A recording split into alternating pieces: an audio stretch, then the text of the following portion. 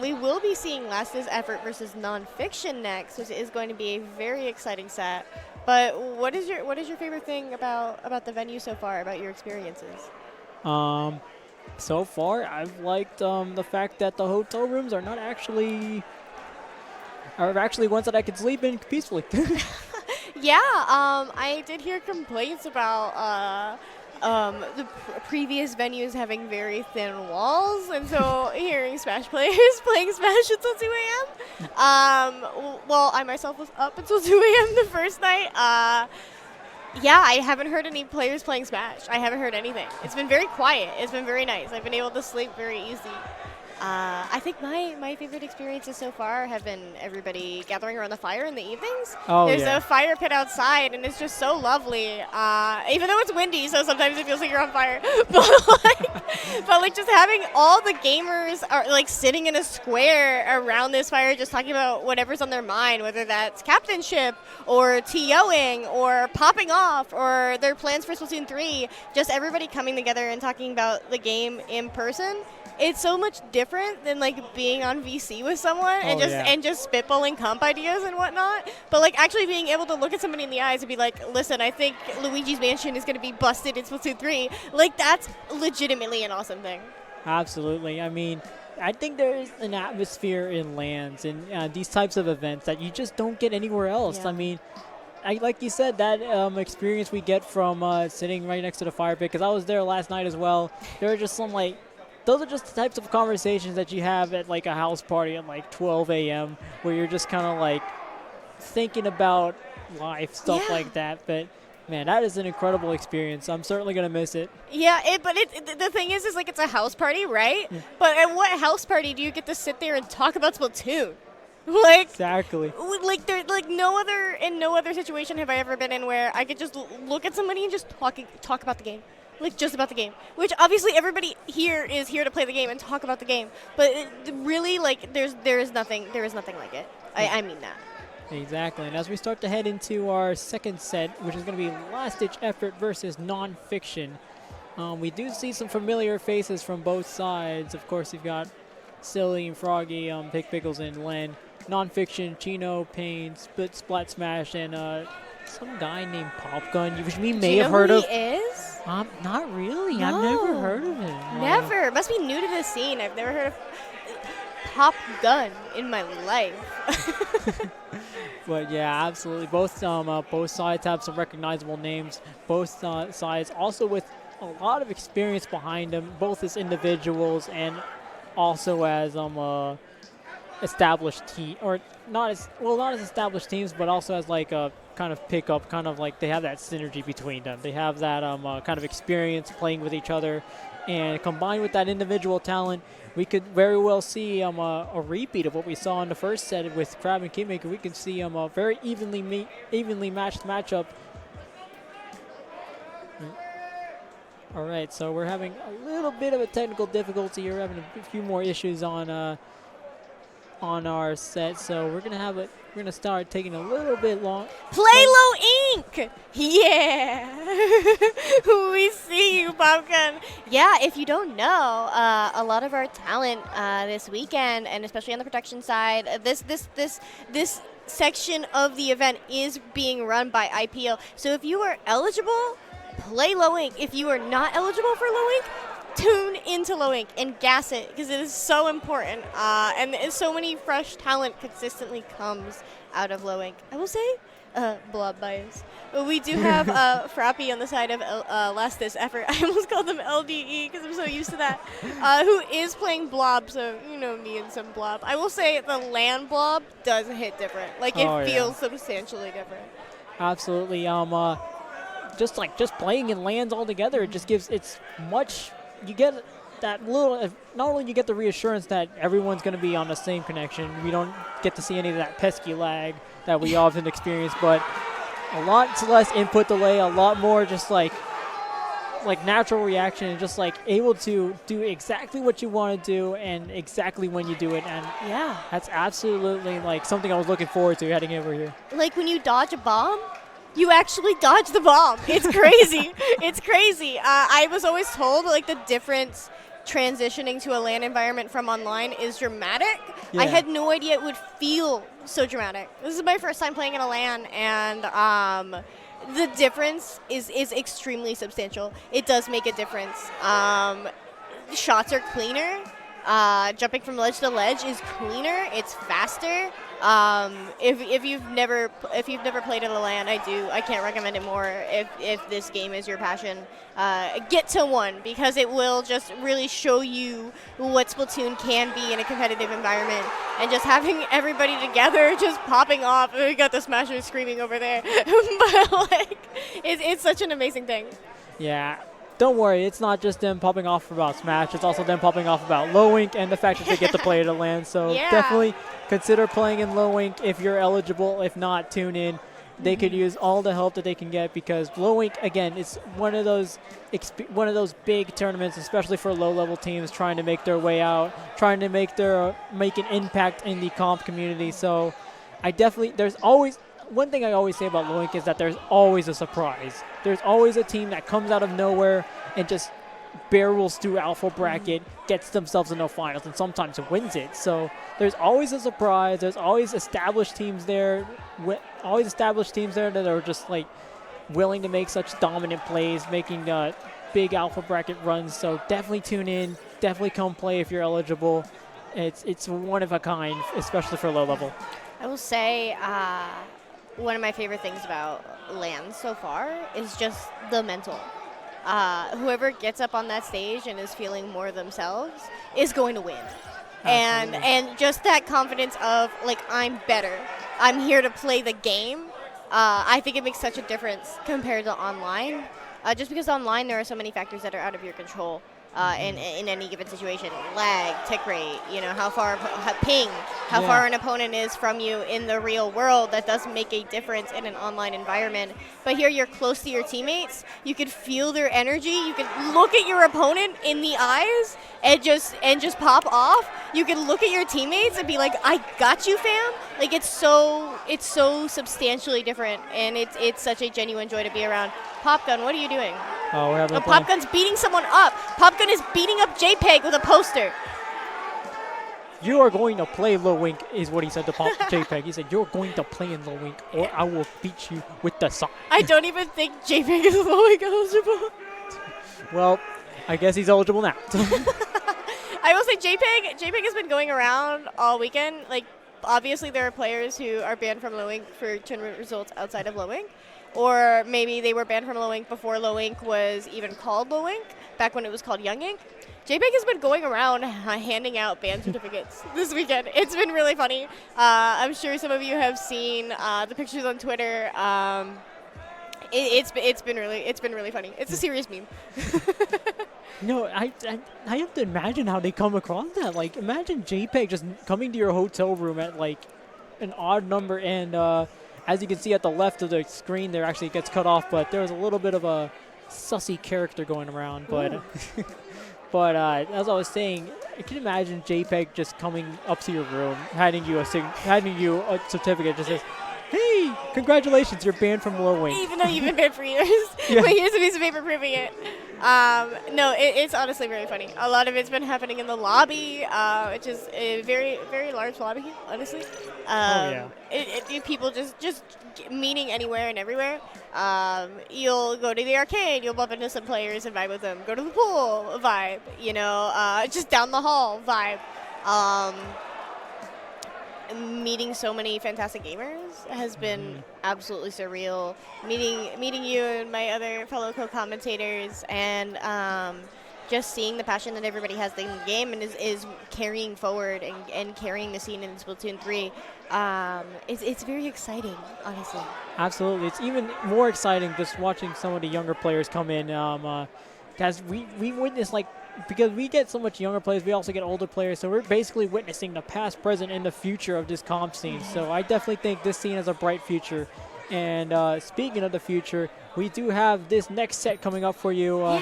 Last Ditch Effort versus Nonfiction. In fact, we are going to hop it straight into game one here.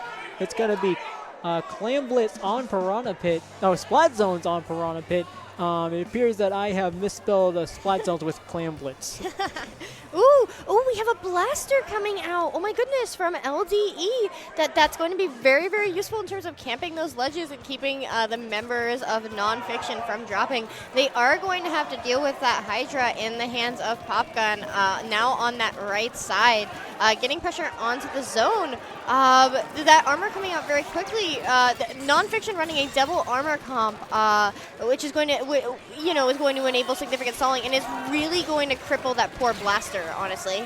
Oh, Froppy gets a bit of an unfortunate drop there as Nonfiction is going to start taking control of the zone. They get down to 80 points remaining with 30 seconds already gone. And it looks like they're just going to wait for last-ditch effort to make the first mistake as they start to pour in from the left. They have 2 specials at the ready, and they're going to start popping off those specials. Inkjet's going to start to come out. They get 2 picks on Nonfiction. Both teams go 2 down, and Nonfiction goes 3 down. Last-ditch effort able to get one zone. Can they get the other? And the question is, can they get the other? The answer is absolutely, as they do get control of it, give Nonfiction a penalty, and it looks like last-ditch effort is going to go straight to business here. Yeah, they are getting in there, though they do have 2 down. That blaster is in a difficult situation. They are currently pinned. They might be difficult for them to get out of that, but they can do it. I have faith in them. Nonfiction having that armor ready to go. Both teams just vying for zone here. Nonfiction does manage to cap, but they also have to clear out the opponents on that right side, and they do so rather handedly. So it's just that GootTuber on top left, but it does look like Nonfiction has a clue about where they are. Yeah, Nonfiction is starting to go back to where they were a few minutes earlier, so Nonfiction is starting to look for another opportunity to let them make the mistake, because that's the first thing you want to do when you're in control like this. As you see, they capitalize on one mistake. They want to try to pop that baller. Unfortunately, they can't. But it looks like they've got 3 on the left now. They're going to start trying to put some pressure on him, some massive pressure on him as they go down to 20 points remaining. Last-ditch effort needs an opening. They may have gotten one now that they're both 1 down. The Splat Sound comes out. They're able to take control of that one zone. Can they get the control of the other? We'll start to find out real soon, as both teams are starting to look down at the blaster, and this might as well be game over for them. It will be. Nonfiction takes game 1 against last-ditch effort. Look at that. That was quite the dominant performance there. It was. Honestly, I will say, Nonfiction's comp really did cripple last-ditch effort. You had that GootTuber, which obviously is a charger. It's relying on that one shot, as well as the blaster, which between that armor and players getting out of the way, and it's not able to provide chip, which is its main goal. So the double armor comp really did work out for Nonfiction in that situation. I'm curious to see how the last-ditch effort is going to adapt to that as we move forward to TC Inkblot, and whether or not that was just a zones thing from Nonfiction, because double armor is obviously very good on zones, but whether and how many changes LDE makes to their comps in order to be able to try and anticipate and break that. Absolutely, and it looks like we're going to start readying up for game 2, tower control on Inkblot. We may see more of the same. The GootTuber was an interesting pick, as you mentioned. Yeah. GootTuber is definitely, like you said, it relies on that one shot, and unfortunately, GootTuber just doesn't have the power to make big plays like a Squiffer or something like that. It's a niche weapon. I'm excited to see it, genuinely. It is a cool thing to watch. Just unfortunately, like I said, with that double armor comp, it was rather crippling for it. We're seeing the GootTuber and the blaster come back out. And it looks like they're going to go straight back to basics here, back to square 1, because it looks like they're going to keep that same comp. Froppy actually mentioned that Froppy refuses to play 52 guy, opting instead for the vanilla 52. So there's that. As both teams are going to head into a neutral battle right off the gate. Last-ditch effort goes 1 down.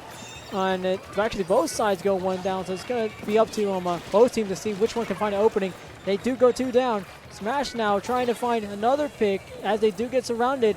Len trying to get the pick on Smash. They do. So that's a great pick there by last-ditch effort, as they were able to prevent them from going any further down that checkpoint. Nonfiction going 2 down. They might go 3 down with a Jet now. Popgun having to back up a bit. He knows a way around a Hydra, so it might be up to him to see how he can defend against that. He's having to pop armor, having to defend against that baller. Fortunately, Payne is there to help him out. but it looks like we're going to go back to a neutral battle yet again. Who are these gamers? Lastest effort going in there and really holding forward. They didn't manage to clear that first checkpoint, but it did look rather dicey there for them. Nonfiction on that first checkpoint now. They do have paint control, but the question is, how do they get Dude Len off of that top left, and how do you get the other members off of Rats, particularly that Charger? It's going to make it very difficult for them to clear that second checkpoint. Great pin, great teamwork there, getting that gal. Like I said, great teamwork there, but it looks like they're going to go 2 down for last-ditch effort. Last-ditch effort going 2 down. Now they need to look for some kind of a pick, some kind of way to stop them. Unfortunately, they're not getting it so far. Nonfiction able to get past the second checkpoint. They might have to wait until the third checkpoint to make a move, but they're going 2 down a lot. They're doing 2 down a lot, so they might not even find an opportunity to do so. They pop in the armor, they pop the brush, and this might well be game over as they watch those drops. Silly's trying to try and make a desperate play here. Unfortunately, it's not enough. Popgun's able to sit on the tower and take game 2. And this may well be a complete sweep we're looking at here, because they're looking at dominant performances here by Nonfiction. Yeah. That third checkpoint does tend to snowball past that second checkpoint. If you do manage to clear that second checkpoint, the question is, you can't feed it. Because the moment you start feeding it, the moment your opponents are going to start camping you and shutting it down.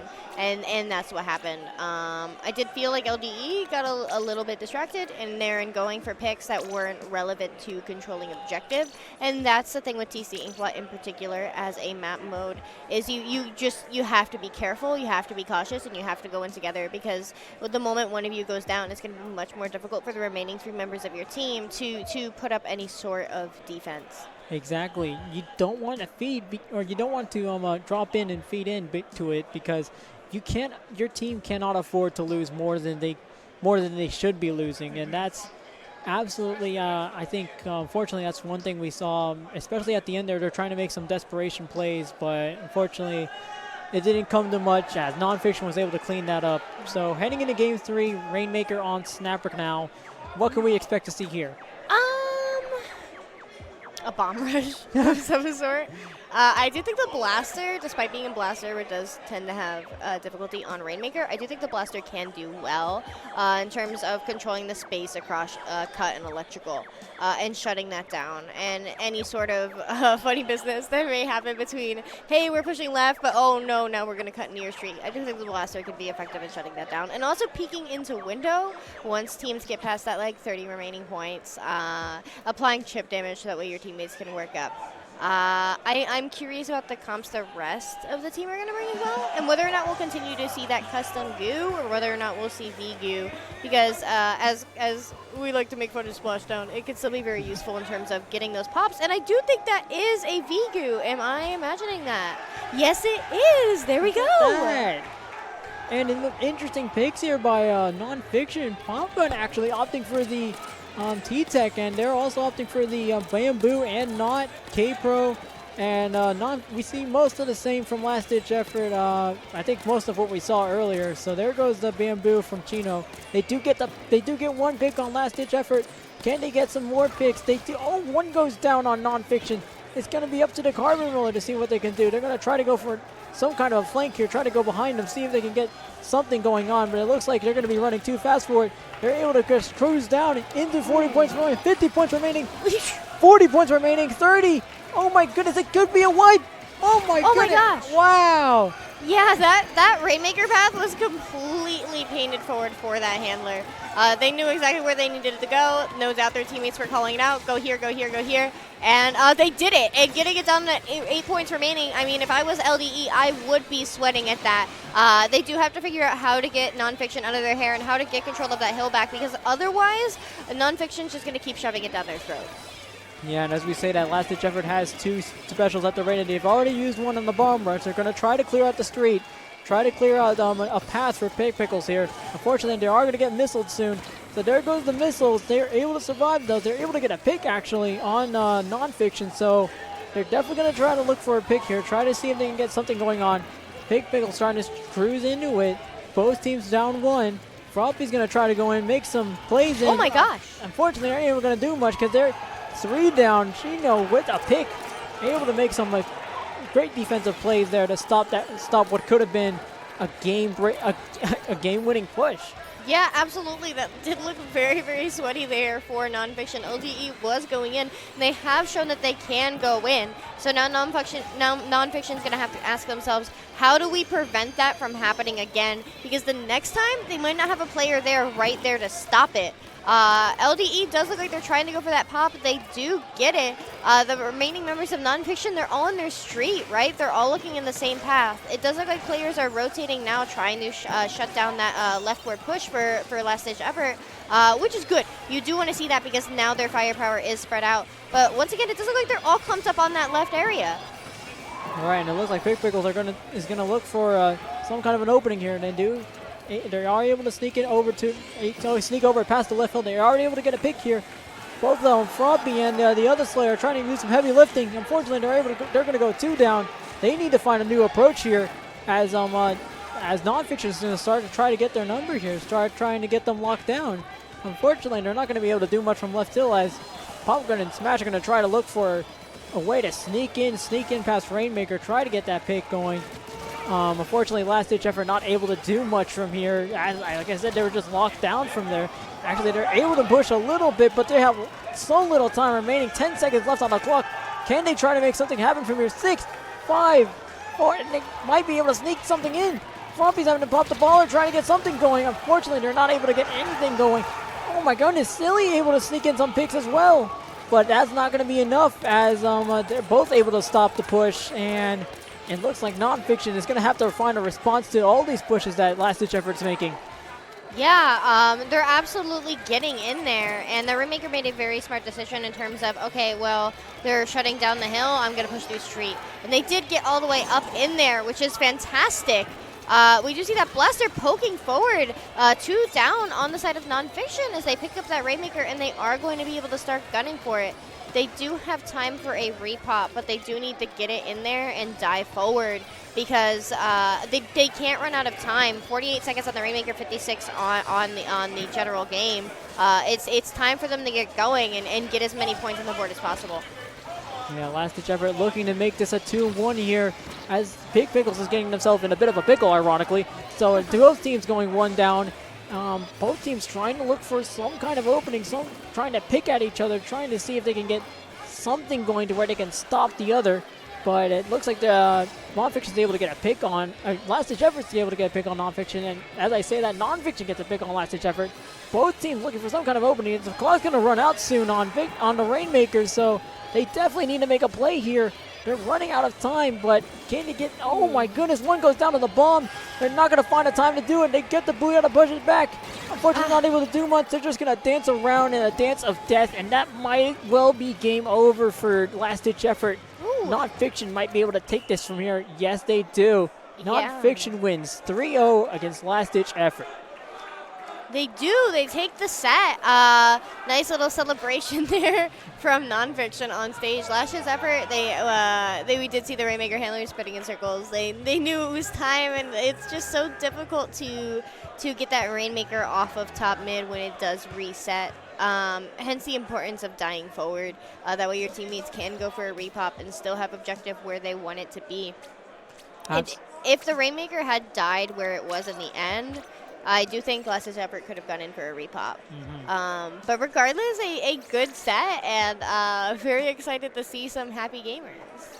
Absolutely. It started to look very scary there for Nonfiction at the end. You saw Last Ditch Effort had about 2, 3, 4, maybe even 4 picks where it looked like they could have easily gotten the lead or easily snuck in and gotten themselves even farther in the game. So definitely scary. I think Last Ditch Effort, if they keep this momentum going on, whether it be from the next set or maybe even in bronze or redemption, wherever they end up, if they can keep this momentum going, this could definitely well be a sneaky team, one of the sleeper teams, actually. Yeah. I'm curious to see who out of this pool ends up winning the pool, but also who goes through redemption and who goes into bronze, because I'm just genuinely curious about where these gamers end up.